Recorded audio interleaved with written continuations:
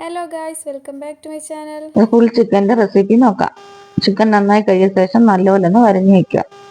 അതിൽ പുരട്ടാനുള്ള മസാല തയ്യാറാക്കാം.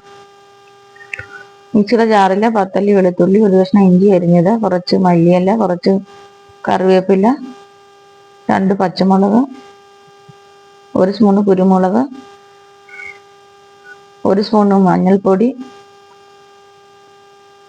1 സ്പൂൺ മല്ലിപ്പൊടി, 1 സ്പൂൺ മുളക് പൊടി, ആവശ്യത്തിന് ഉപ്പ്, ആവശ്യത്തിന് ഓയിൽ ഒഴിച്ച് നന്നായി അരച്ചെടുക്കുക.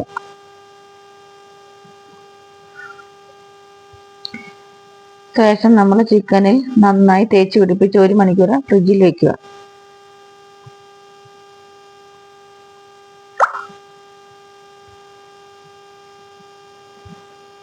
ഫ്രിഡ്ജിൽ നിന്ന് എടുത്ത ശേഷം ഒരു പാൻ എടുക്കുക. ഇവിടെ കുക്കറാണ് എടുത്തിരിക്കുന്നത്. കുക്കറിലോട്ട് വെക്കാൻ വേണ്ടി ചിക്കൻ്റെ കാല് ഞാൻ കെട്ടിക്കൊടുക്കുന്നുണ്ട്.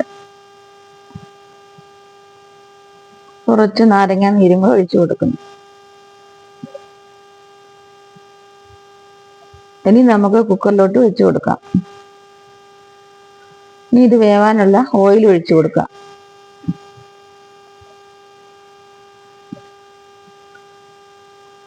ഇനിയും കുറച്ച് മല്ലിയിലയും, കുറച്ച് കറിവേപ്പിലയും, കുറച്ച് കാപ്സിക്കവും, 2 സ്പൂൺ തൈര് ഒഴിച്ചു കൊടുക്കാം.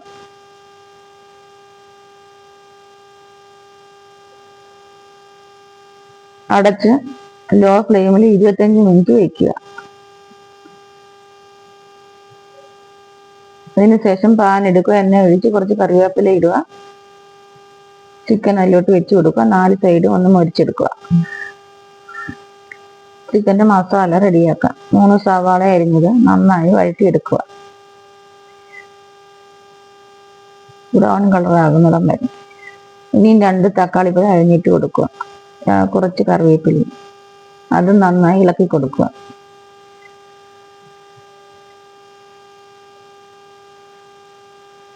ചിക്കൻ്റെ മസാല ഇരുന്നാണ് കുറച്ച് ഞാൻ അതിൽ ആഡ് ചെയ്ത് കൊടുക്കുന്നത്.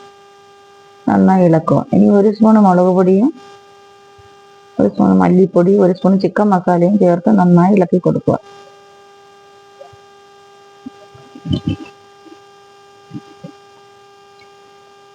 ടൊമാറ്റോ സോസ് കുറച്ചൊഴിക്കുക. സോയ സോസ് കുറച്ചൊഴിക്കുക. സോയ സോസ് ഒരു 1.5 സ്പൂൺ മതി. നന്നായി ഇളക്കുക. 1 കാപ്സിക്കം അരിഞ്ഞതും കുറച്ച് മല്ലിയിലയും കൂടി ഇട്ട് കൊടുത്ത് മിക്സ് ചെയ്യുക.